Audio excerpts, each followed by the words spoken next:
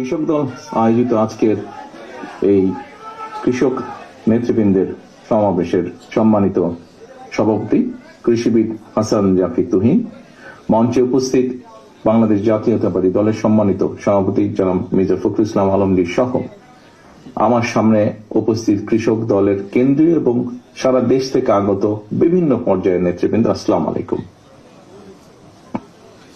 আজকে আমরা এখানে একটি লক্ষ্যকে সভাপতি সাহেব যদি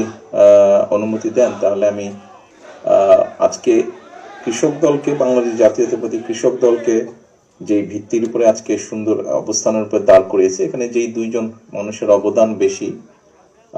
আমাদের সভাপতি তুহিন